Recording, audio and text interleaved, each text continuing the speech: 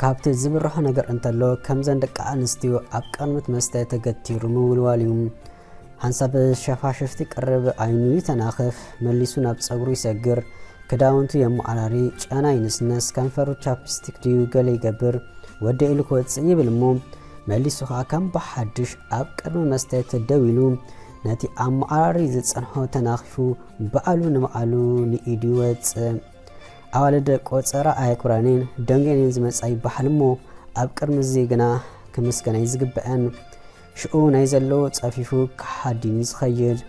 ከሓድን ከሎ ድማ ጥራሕ ጓላንስተይቲ ትኹን እምበር ኣባይን እሽቲ ዝኾነት ትኹን ኣይግድሾን እዩ ምሽ ኣሎ መኪና በዘጎማ ዘይትኸይድ ንሱ ድማ ዘንቀሳቐስ ጓል ምዝርኢ ወይ ምስኣ መዝሕሉ ጥራሕ እዩ ከም ኣመሉኡ ጨንኡ ተነስኒሱ ካምቹኡ ገይሩ ኣብ ከባቢ ኣፍ ልቡ ዘለዋ መላጉም ፈቲሑ ምስ ናይ ዳቢስጡ ከምዛነዛ ዓለም ዝውንና ሸና እንዳበለ ኩሉም ኣዲኣ ዝረገመታ ጓል ድማ ናበይ ትጎይ ከም ዘላ በዓላዋና በቀድሚ ክትመጽእ ጸኒሓ ስለስተ አንቀፈት ደርገፍከፍ እንዳበለት ሂዝኣቱ ደኣ ወደቐት እዊ ሶሪ ዝሓወይ መሊሳ ከዓ በቲ ትነብረሮ ሃገር ቋንቋ ጌራ ይቕሬታ ምስ ሓተተት እንታይ ወያር መዓልቲ እንዳበለ ደፍ ኣቢልዋ ተስአሙ በቲ መጀመርታ ዝተዛረብኪዮ ተዛረብ ጽቡቅ ጌረ ክሰምዓኪ ናበይ ክንደዚ ጸደፍደፍ ጸባሳት ትክደኺ ዋጋ ክንደይ ክዳን ምስ መሬት ከተጋጭ ወንጫር ምስ በላ እሞ ምሽ ይቕሬታ ሓቲተ ምስ ጸያክን ሞ ሶሪ እንታይ ከዓብሲ ግድን ክትካሕስንለኪ ምስ በላ ጸጋም ይብሉን ሕጂ ግና ተሓዊኸ ስለ ዘለኹ ቁጽሪ ሒዝ ክገድፈልካ ሂባቶ ምስ ከደት ካበይ ዝመጸት ከም ገለ ያበጃኹም ከምዚ ክንከውን ክንደይ ግዜ ከም ዘጥፋን ኣበይ ሞኢላቶ እንዳንጸርጸረ ክዳውንቱ ኣማዓራሪ በጠጥ እንዳበለ መንገዱ ደኣ ገበረ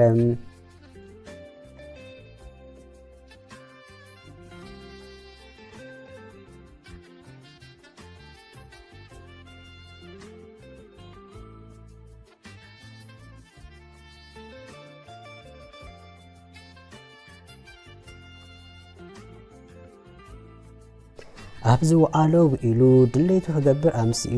ገዝኡ ምስ ኣተወ ኣብ ሳሎን ኮፍ ድሕር ምባል የአጋሩ ኣብቲ ጣውላ ዘርጊሑ ቴሌፎኑ ስሒቡ ናብታ ጓል ደወለ መጀመርታ ኳማን ምዃኑ ኣይፈለጠቶን ነራ ጽቡቅ ገይሩ ምስ ኣስማዓ ግና እዊ ንስኻ ዲኻ ኢላ ከም ዝሓባ ዘረብኡ ከም ዝናብ ከውርደላ ጀመረ ኮይኑ ጠቢሩ ጠባቢሩ ጽባሕ ናይ ምሸት ንገዝኡ ከም ትመጽእ ገበራ ምዃነ ንሱ እንድዩ ስርሑ ከእምና ግድን እዩ እድል ኣይገበረትን ርሕካ ኣብ ዘይትርሕቆ ወዲ ኣሊዋ ንጽባሒቱ በቲ ዝሓባ ኣድራሻ መሰረት 35 ደቂቃ ተጓዒዛ ደበኽ በለት ገና ማዓጾ ክፍት ምስ ኣበለት ጥዑም ጨና ተቐቢልዋ ግዲ ሓቂ ከምቲ ደገ መዋዕሊ ዘይግድሾ ምዃኑ ገዝኡ ጽፈዩ ወላድ ኣሽሕ ግዜ በይንኻ ንበር ደኣምበር መን ካይመጾ እንዳበልካ ገዛኻ ክገሕመጥ ጽቡቕ ኣይኮነን እዚ መሰረት ተሕኺቱ ዝኸውን ገሊኡ ሰብ ኣሎ ነቲ ዝደቀሰሉ ኣራት ከማን ዘይደሓር ክምለሰ ኢሉ ከምታ ፋሕ ዝበለታ መሊሱ መጺኡ ይእምጸጽ መሊሱ ከዓ ከምኡ ይገብር እዚ ከዓ እንታይ ዘርኢ ነፍስኻ ኣብ ምሕዳር ይኹን ምቁጻር ሕማቕ ከም ዝኾንካዩ ደሓር ከዓ ገዛኻ ወገንግን ምዝብሊ ስንዓምራ ኣጋበት ዕረፍቲ ዝህበካ ስምዓካ ካብ ኮነ ምጽራይ ዝሕከካ እንተ ኮይኑ ኩሉ ግዜ ጋሻ ኣደሙ ሽዑም እንተ ካይትጽረፍ ክትብል ፈቲኻ ካይፈተኻ ከተጽሪኻ ወዮ ደኣ እቲ ትዕድሙ ዓይነ ሕሾ ዓይነ ሓምቆ ካይኮን እምበር ግና ነገራት ክትገብሮን ኩለኻ ምእንቲ ካልእ እዚ ኮነ ምእንቲ ነፍስኻ ክትብል ክኸውን ከሎ ኩሉ ግዜ ትዝበለጸ ብዝኾነ በቲ ጽፈት ገዝኡ እንዳተገረመት ድሕሪ ሰላምታ ንውሽጢ ኣቶትሞ ኣታ እንታይ ደኣ መላሓስካን ገዛኻን ዘይሳነ ምሽ ንበይነ ዝቕመጥ ኢልካኒ ገሪሙኩምሽ ንኣኺ ክብርቲ ጋሻ ንምቕባለ ከመይ ተብተበ ክብል ኢለ መሲልክ እንዳበለ ኮፍ ኣበላ ገና እግራ ከዓቶቱን መስተ ቀረበላ ኣብ መስተ ብዙሕ ኣይኮንኩን ይትረፈ ንበለት ድሓን ዋላ ሓደ ኣይክገብረክኒ ዘይመቐለሊ ዝኾንና እንዳበለ ከም ሕሱም ደፋፋዓም ጸቕጢ ምስ በዛሕውን ካብ ዘረባ ሓንቲ ዘይሰቲላ دحنبل بيراس لزبلتو اندا سحق خفتلا صنيحا غنا تمالي تلاليو انت يقبر لهو عبز غزا نايمنتي دفرتي ازخ اندا بلت تسيا كتقيد ناك فرق بلت مليسا دما ኦሮማይ حديث مصي كخيد انت لي دما حما كسمي قرب صنيحي مخالي حي ስለዝበለት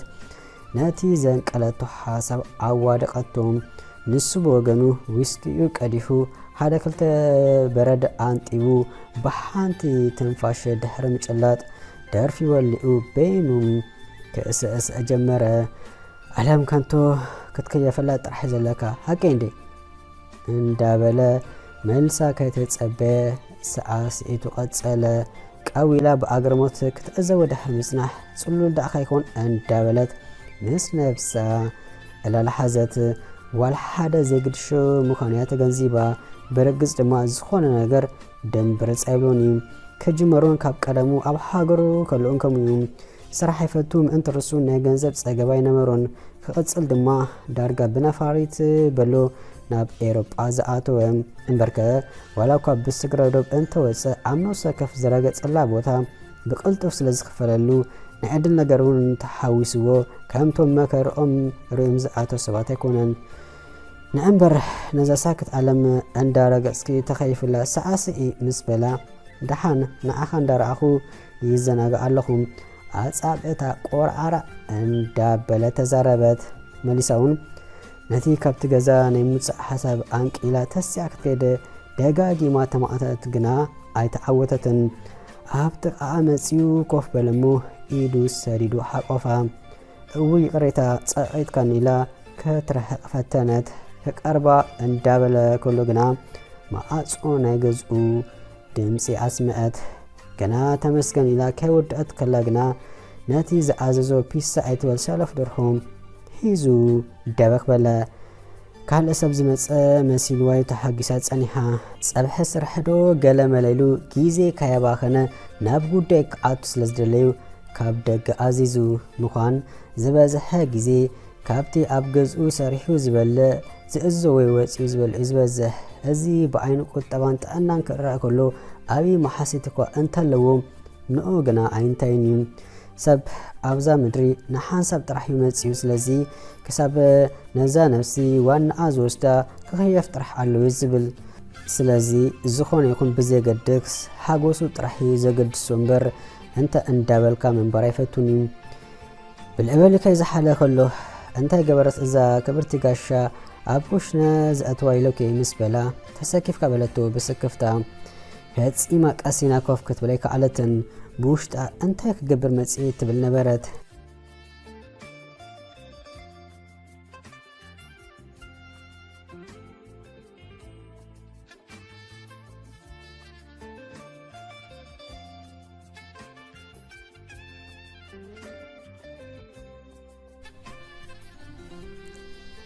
زبلا مستبلأ نتا جميرا زغدفتا بيرا كم تود غبرامو دحان اندابله كالئتي كم تستي غبرام قال دما نفوسم حلا مستت ايماي تفلطن كنسخونم بمطنو انتخونه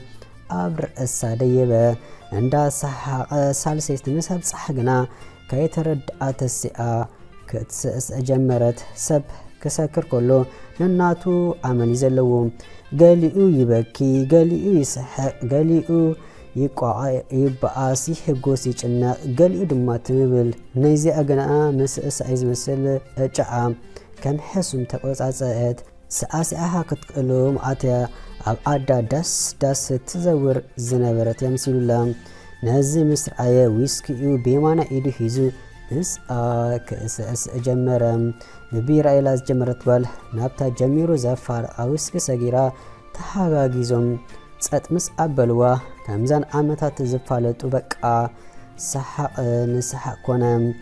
نسو غرمتا مكرو سلازلو نفسو اصبيو يفلط يوا اغال غنا درو ابكال عالم تساغيرا تبلون تزاربون ايتفلطنيام زمصلا بتيس تقلالفه ملحساغيرا توت تبلزلا بقا ناتو عالم نسيوم دليتو بحقو تميتو كم اسلسكونه بتي زربا تغباراتا اندا صحق حقوس فنچ حلو نامني مود اتا سرحو سغرم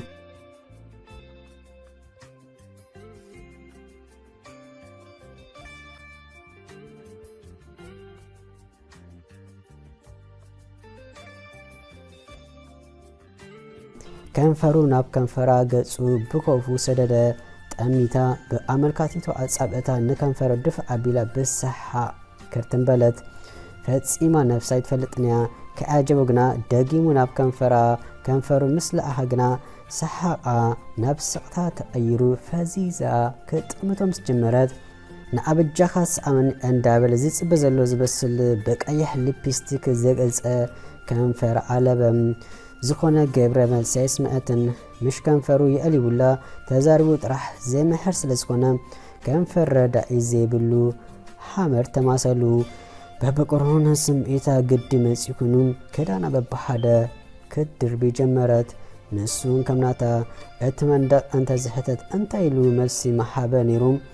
ናይ ሕፍረት ናይ ኣግርሞት ምስ ጸርፊ ዝተሓወሰ ዋላስ እንታይ እንቋዕ ከማን መንደቕ ዝዘረብ ኣይኮነ እምበር ናይ ክንደይ ሰብ ጉድ ቃልእ ምስ ወፀ ዝሪኦም ዘይብሎም ከምታ ዝተፈጠርዋ ራስ ብራስ ኮኑ ብሓለንጋ ስምዒቱን እንዳተገረፉ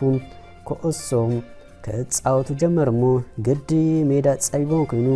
ሃይሊ ካበይ ከም ዝረኸቦ በዓሎም ዝፈልጡ ተታሒዞም ናብቲ ዓብዪ ሜዳ ሰጊሮም ጸወተኦም ቀጸሉ ዕረፍቲ ወፂኦም ድ ኣይወፁን ግና ኣራት ጥራሕ ይምስክርም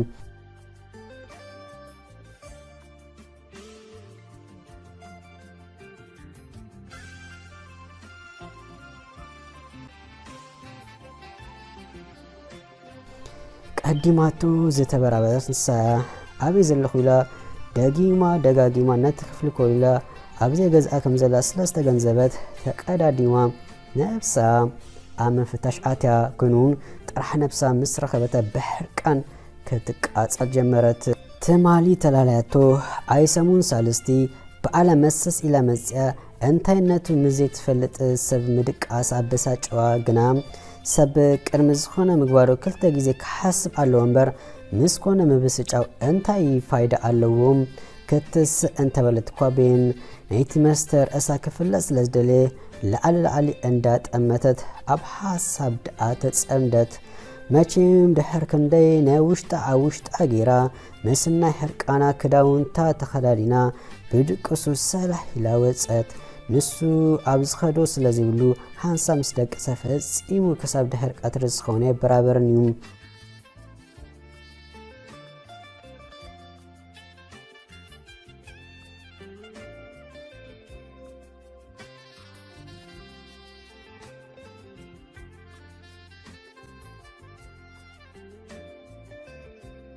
ኣብ መንገዲ ከላ ግና ቴሌፎና ድምፂ ኣስሚኣ ሚስኮል ኮይና ተዓፅወት ኣዲኣ ካብ ዓዳ ትድውል ነይራ ወዛ ጓለይ ንሕና ወለዲ ኣብዚ ተረዳዲእና ወዲእና ኢና ኣመና ጥዑይ ሰብ ስለ ዝኾነ ከይድ ከስርዮ ሓደራኺ ንሱ ንኣኺ ኣመና ስለ ዘኽብረኪ ኣቐዲሙ ከማን ፍቃድ ሓደቱና እዩ ገጽ ከም ዝኸልኣኽዮ ሰብኢናይና ግና ኣይተዓሽዩ ካብኡ ዝትእሰብ ፈጺምኪ ኣይክትረኽብን ኢኺ ድሓር ከዓ ቀልጢፍኪ ተመርዓዮ ኣይኮናን ንብለኪ ዘለና ረኣይ እሞ እንድሕሪ ፈቲኽዮ ትውስኒ ግናሲ ዕድል ሓብዮ ኸዛጓለይ ሃርያደ ሰሚዕ ክለኹ ምባል ቴሌፎን ኣፅያ ብዝወዓለቶ ነገር ምስ ነብሳ እንዳተባዓሰት ናብ ገዝኣ ድሕር ክንደይ ግና ዘይኣመላ ስምዒት ክስምዓ ስለጀመረ ናብ ሕክምና ምስ ከደት ጥንስተይ ከተባሃለት ሽዑ ምስ ትወዲ ብስኽራን ተሰኒፋ ጠንቃላላ ክትብል ከላ ብዘይ መከላከሊ ስለ ዝሓደረት ዘይሓሰበቱ ዝረኸበት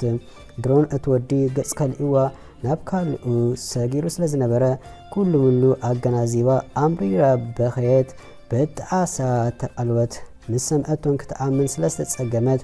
በዓላ ፈቲና ክልተ ሕንጻጽ ምስ ረኣየት ብሕርቃን እሳተ ጎመራ ሰሪሓ ምናልባት ኢላ ናብ ሕክምና እንተ ተመልሰት ዋል ሓደ ዝቕየር ነገር ኣይረኸበትን